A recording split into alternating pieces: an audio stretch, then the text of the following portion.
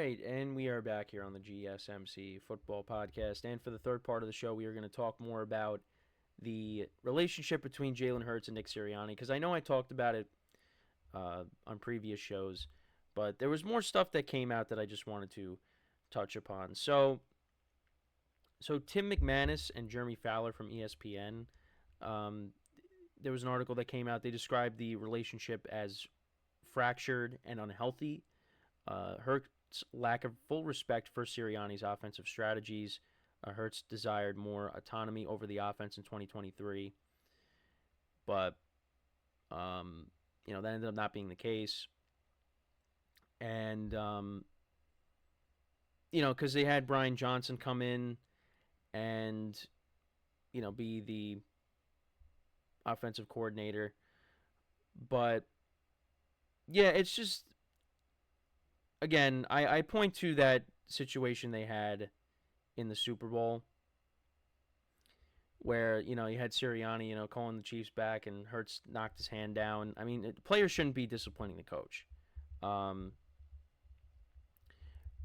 yeah, like, Hurts was hoping for more of a, because when they lost their coordinators, Hurts was, Steichen and Gannon, they were hoping, Hurts was hoping for, let me run the offense. Now, obviously, you need an offensive coordinator, but Sirianni was, I guess, kind of stubborn, and, he just still wanted to do things his way because, Nick Sirianni steps in, and the Eagles, were a playoff team in 2021, 2022, they made it to the Super Bowl. So, he's thought, well, if it ain't, in the article it said, if it ain't broke, don't fix it, I believe. So, that kind of rubbed Hurts the wrong way, and now Kellen Moore was brought in to bridge the gap between Hurts and Sirianni to kind of bring that relationship back to a better place. But Jalen Hurts last year, had a down year. Interceptions were up. Now, he still had 15 rushing touchdowns, 23 passing touchdowns, which is more than what he had in 2022. But still, he had 22 touchdowns to 6 interceptions. But yeah, turnovers went up. And yeah, they are looking to kind of go back to, how they were in 2022 and when they were 10-1, just minus the turnovers. Now, Hurts commented on the article that came out, and he said, I'm curious to see where this is coming from randomly. He said, who wrote it? And Tim McManus, stood up and owned up to it. And Hurts asked, why is it relevant? And McManus said, to give proper context to last season so we have a better understanding of where we are now. Now, this is courtesy of Sports Illustrated. And this is what Hurts said. He said, I think there are certain things, and I appreciate what you guys do and everything you bring. The attention, sometimes I understand, but I think sometimes people are only able to know what they understand. Sometimes people don't know what they don't know. But in that regard, I think wherever you are, you have reports and you have other things than you have reality. We're in reality right now. He also said you have different people doing different things, but there are different responsibilities. But ultimately, we're just attacking it day by day. And this thing is putting its best foot forward in effort and intensity. It's really been a team of being together. That's been my whole entire message, this entire training camp, and this off season. It's been a journey so far, and I think my natural nature is to block out the external factors because I think there comes to a point where sometimes you question so much and negativity becomes redundant. This team is one of those teams that's going to do that, especially with the things that we've been able to experience. It was a developing time. It was a time of development for us, and that's something we learned from. But yeah, you don't really know. From some of the things that he said, you don't really know what's going on behind closed doors. Like, we don't really know what exactly their relationship is like because we're not with them. But, there's certain things you could tell. Like I said, what happened in the Super Bowl against the Chiefs. And Nick Sirianni, his behavior, and the reports that came out when he just was, losing control on the sidelines, you could kind of see that there's an issue. And Hurts is kind of a quiet guy. So yeah, those personalities don't really mesh well, from what it seems. And now I wanted to get into him talking to Wink Martindale. So towards the end of the 2023 season, the Eagles lost 5 of their last 6 games. Jalen Hurts supposedly called former Giants defensive coordinator Wink Martindale for advice before the playoffs. Hurts aimed to understand how the Giants game planned against them and to identify the holes in the Eagles' pass protection. Now Martindale is with Michigan. He found Hurts' call unprecedented and admirable, highlighting Hurts' professionalism and commitment to improvement. Wink said, "I've been doing this for 40 years, and it's the first time I've had an opposing quarterback call me up. I thought it was pretty cool and that the guy called. It shows you what kind of pro he really is. He's just looking at every angle that he can to get better." The conversation supposedly lasted about a half hour. The Giants' defensive strategies against Hurts and weaknesses in the Eagles' pass protection. That's really what, and like I said, that's what Hurts said. That's what he was looking to gain a better understanding of. It was effective, and he knew it, and he just wanted to know why we did certain things that we did. Then he went to work on that. Now, that obviously didn't really mount to anything because then the Eagles ended up losing to the Buccaneers in the playoffs. But it is interesting that he called up Wink Martindale. But yeah, the Eagles were just a mess last year.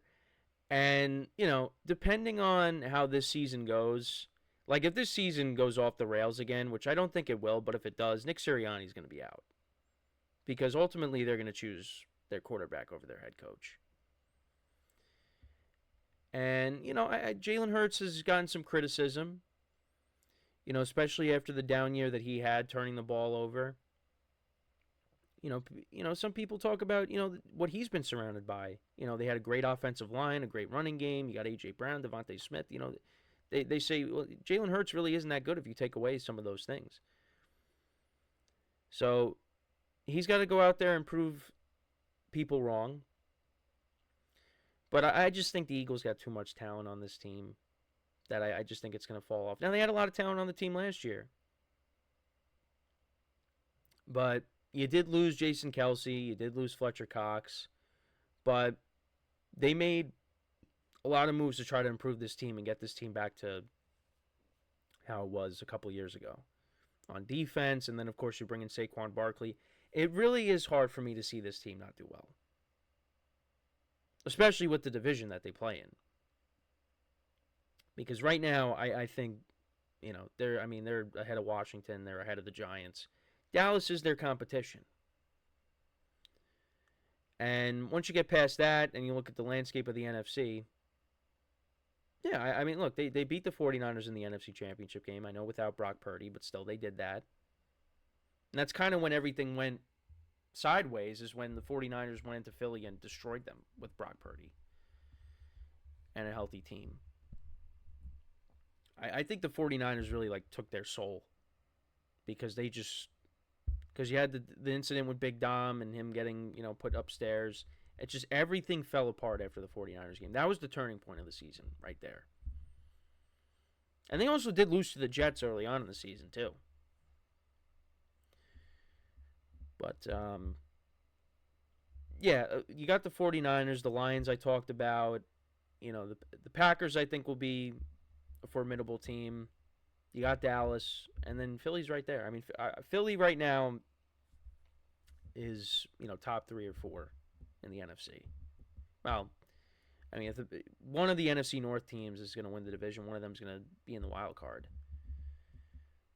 But we'll see how they play. The Packers and the Eagles play against each other. When they play the first Friday on opening weekend. Or Friday on opening weekend, the first, Friday game of the season. But, it just, this year, it could be make or break for Sirianni. And it's crazy to say that because the Eagles have made the playoffs and made it to the Super Bowl in all the years he's been the coach. So you would think, why is he on the hot seat? Well, they got this kind of relationship. The head coach and the quarterback. The head coach is going to be gone. They're going to choose the quarterback. So, um, and it should be a collaborative effort because, if you're just going ahead and just bringing in whoever to run the offense and, not really giving your quarterback any input, yeah, that's going to rub them the wrong way. Now, you don't look, you got the head coach, you got the quarterback. You don't want the quarterback running the team because, there's quarterbacks out there that many people would look at as running the team. But you know what? The quarterback operates the offense. Tom Brady and Peyton Manning, yeah, they had their offensive coordinators, but who ran the offense? They did. They did. But you want it to be a collaborative effort. Like I said, you don't want to just, the quarterback's got to be the yes man and doesn't really have any input. I think they should have some input. But yeah, and Brian Johnson ended up not being good. So um, now they're bringing in Kellen Moore, and they brought in Vic Fangio on the defensive side of the ball. So we'll see now with these new coordinators how that all plays out. But that's really all I have to say on it. Let me know what you guys think, though, about the Sirianni-Hurts relationship.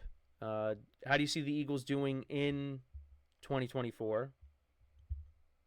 Are we going to see more of the same with the collapse, or are the Eagles going to get back to, how they were when they were 10-1 and the previous year? Which I would lean towards that. But let me know what you guys think, though. So we are going to take our next break, and then when we come back, we will rank the receivers in the NFC North. So stick around, and we'll be right back here on the GSMC Football Podcast.